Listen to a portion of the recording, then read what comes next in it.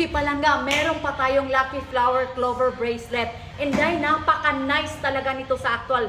Talagang magugustuhan nyo 100% and pwedeng-pwede siyang pangregalo. Napaka-nice talaga niya para talaga siyang totoong gold. At saka meron na siyang kasamang Suki Palangga, lalagyan. Para kung sakaling darating sa'yo dahil mag-check out ka, safe na safe po siya. Tingnan nyo naman ang gold niya dayo para talaga siyang totoo. At saka available tayo sa iba't ibang kulay niya Suki Palangga. Dahil nagsisimbolize ito yan, for luck and prosperity. Kung saan po kayo humahawak or nagre-receive ng pera, doon nyo siya isuot dahil. Yan. Maganda siyang gamitin dahil lalong-lalo na kung meron kayong mga special occasion dyan or pang everyday to use. Pwede ka siya Suki Palangga. Terno talaga siya dito dahil sa ating necklace. Kaya itry natin isuot yan.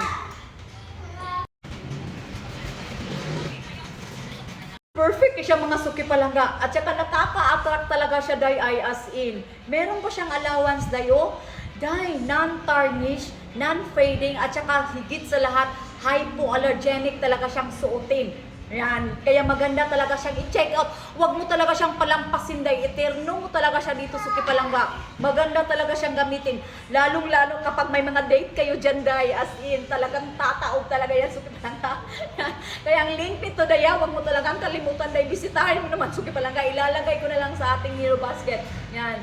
Thank you so much!